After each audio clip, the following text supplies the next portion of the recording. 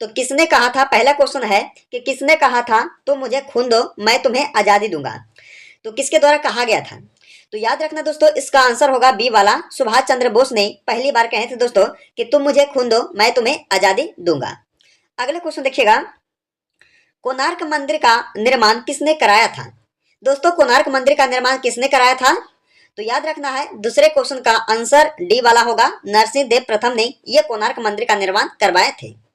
अगले क्वेश्चन देखिएगा कि कौन सा एक किसी मृत व्यक्ति का स्मारक नहीं है? दोस्तों कौन सा एक किसी मृत व्यक्ति का स्मारक नहीं है दोस्तों? तो इसका आंसर होगा बी, चार मीनार। अगले क्वेश्चन देखिएगा, सम्राट अशोक किसके उत्तराधिकारी थे? बताइएगा दोस्तों, सम्राट अशोक किसके उत्तराधिकारी थे? तो इसका आंसर होगा दोस्तों सी, बिंदुसार का। अगले क्वेश्चन देखिएगा दोस्तों, 5 नंबर क्वेश्चन है कि महाराणा प्रताप के घोड़े का क्या नाम था? दोस्तों महाराणा प्रताप के घोड़े का नाम क्या था? तो याद रखना है चेतक। 5 नंबर क्वेश्चन का आंसर दोस्तों इसका बी हो जाएगा। अगले क्वेश्चन देखिएगा कि रोलेट एक्ट को किस वर्ष पारित किया गया था? दोस्तों रोलेट एक्ट को किस वर्ष में पारित किया गया था इसे? तो याद रखना है 1919 ईस्वी को, यानी कि छठे क्वेश्चन का आंसर ए हो जाएगा। अगले क्वेश्चन देखिएगा कि वास्को डी गामा भारत कब आया था? बताइए दोस्तों आप सब कि वास्को डी गामा जो है भारत आए थे 1498 ईस्वी को। 7 नंबर क्वेश्चन का आंसर बी वाला हो जाएगा। अगले क्वेश्चन देखिएगा दोस्तों, अगले प्रश्न में पूछा है कि बौद्ध गुफाओं के लिए प्रसिद्ध कार्यालय किस राज्य में स्थित है? तो बौद्ध गुफाओं के लिए प्रसिद्ध कार्यालय जो दोस्तों है वो महाराष्ट्र राज्य में है। 8 नंबर क्वेश्चन का आंसर ए हो जाएगा। भारत की आजादी की लड़ाई के दौरान करो या मरो का नारा किसने दिया था? तो दोस्तों आप सभी को मालूम होगा कि करो या मरो का नारा जो है यह महात्मा गांधी जी के द्वारा दिया गया था। 9 नंबर क्वेश्चन का आंसर सी हो जाएगा। अगले क्वेश्चन देखिएगा दोस्तों, स्वतंत्र भारत का प्रथम गवर्नर जनरल कौन थे? स्वतंत्र भारत के प्रथम गवर्नर जनरल थे दोस्तों लॉर्ड माउंटबेटन, यानी कि आंसर इसका डी होगा 10 नंबर क्वेश्चन का। अगले क्वेश्चन देखिएगा कि गौतम बुद्ध जी को ज्ञान कहां पर प्राप्त हुआ था? दोस्तों गौतम बुद्ध जी को ज्ञान की प्राप्ति हुआ था कहां पर? बोध गया में, जो कि दोस्तों बिहार राज्य में स्थित है। इसका आंसर क्या होगा दोस्तों? ऑप्शन सी वाला हो जाएगा 11 नंबर क्वेश्चन का। अगले क्वेश्चन देखिएगा, चाणक्य का एक अन्य नाम क्या था? दोस्तों चाणक्य जी को एक और नाम किस नाम से जाने जाते थे? तो विष्णुगुप्त के नाम से जाने जाते थे, यानी कि 12 नंबर क्वेश्चन का आंसर याद रखना बी वाला हो जाएगा। अगले क्वेश्चन देखिएगा, ब्रह्म समाज के संस्थापक कौन थे? ब्रह्म समाज के दोस्तों संस्थापक कौन थे? तो याद रखना है राजा राम मोहन राय। कौन दोस्तों? राजा राम मोहन राय जो ब्रह्म समाज के संस्थापक कहलाते थे, याद रखना है। अगले क्वेश्चन देखिएगा, अजंता एवं एलोरा की गुफाएं किस राज्य में स्थित हैं? अजंता एवं एलोरा की गुफाएं दोस्तों किस राज्य में स्थित है? तो यह महाराष्ट्र राज्य में स्थित है। 14 नंबर क्वेश्चन का आंसर इसका डी वाला हो जाएगा। अगले क्वेश्चन देखिएगा, सुभाष चंद्र बोस के पिता कौन थे? सुभाष चंद्र बोस जी के पिता कौन थे, उनका नाम क्या था?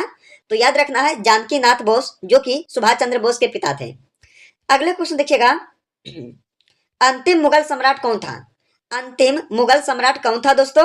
तो बहादुर शाह, जो कि अंतिम मुगल सम्राट कहलाते हैं, याद रखना है। इसका आंसर क्या होगा? डी वाला हो जाएगा। अगले क्वेश्चन देखिएगा, दीन ए इलाही किसके द्वारा प्रचारित किया गया था? दीन ए इलाही किसके द्वारा प्रचारित किया गया था दोस्तों? तो अकबर के द्वारा प्रचारित किया गया था। 17 नंबर क्वेश्चन का आंसर ए हो जाएगा। अगले क्वेश्चन देखिएगा, सीमांत गांधी किसे कहा जाता है? सीमांत गांधी किसे कहा जाता है? तो खान अब्दुल गफार खान को कहा जाता है सीमांत गांधी, यानी कि इस क्वेश्चन का आंसर डी हो जाएगा। अगले क्वेश्चन देखिएगा कि भारत का राष्ट्रीय गीत किसने लिखा था? दोस्तों भारत का राष्ट्रीय गीत किसने लिखा था? तो बंकिम चंद्र चटर्जी के द्वारा लिखा गया है यह भारत का राष्ट्रीय गीत। अगले क्वेश्चन देखिएगा, किस क्रांतिकारी ने खुद से मौत को गले लगाया था? दोस्तों ऐसा कौन सा क्रांतिकारी थे वो खुद से मौत को गले लगाया था दोस्तों? तो चंद्रशेखर आजाद, यानी कि 20 नंबर क्वेश्चन का आंसर ए हो जाएगा। अगले क्वेश्चन देखिएगा, बिस्मार्क ऑफ इंडिया किसे कहा जाता है? बिस्मार्क ऑफ इंडिया किसे कहा जाता है? तो वल्लभ भाई पटेल जी को, यानी कि सरदार वल्लभ भाई पटेल जी को कहा जाता है बिस्मार्क ऑफ इंडिया। अगले क्वेश्चन देखिएगा, श्रवण बेलगोला कहां पर स्थित है? श्रावण बेलगोला दोस्तों कहाँ पर स्थित है? तो कर्नाटक राज्य में। 22 नंबर क्वेश्चन का आंसर इसका सी हो जाएगा। अगले क्वेश्चन देखिएगा, 23 नंबर क्वेश्चन है कि दास वंश की स्थापना किसके द्वारा की गई थी? दोस्तों दास वंश की स्थापना जो है ये कुतुबुद्दीन ऐबक के द्वारा किया गया था, यानी कि 23 नंबर क्वेश्चन का आंसर इसका बी वाला हो जाएगा। अगले क्वेश्चन देखिएगा, महान सम्राट अशोक किस वंश के थे? महान सम्राट अशोक दोस्तों किस वंश के थे? तो मौर्य वंश के थे। 24 नंबर क्वेश्चन का आंसर इसका डी हो जाएगा। अगले क्वेश्चन देखिए दोस्तों कि जलियांवाला बाग हत्याकांड का आदेश किसने दिया? तो जलियांवाला बाग हत्याकांड का आदेश किसने दिया था दोस्तों? तो याद रखना इसका आंसर ए होगा colonel Reginald Dyer. Colonel Reginald Dyer जो है दोस्तों यह आदेश दिए थे जलियांवाला बाग हत्याकांड के लिए। अगले क्वेश्चन देखिएगा कि भारत के राष्ट्रगान के रचयिता कौन है? भारत के राष्ट्रगान के रचयिता कहलाते हैं कौन? रविंद्रनाथ टैगोर, यानी कि आंसर याद रखना इसका वाला बी हो जाएगा। अगले क्वेश्चन देखिएगा, 27 नंबर क्वेश्चन है तो किस तारीख को सविनय अवज्ञा आंदोलन प्रारंभ किया गया था?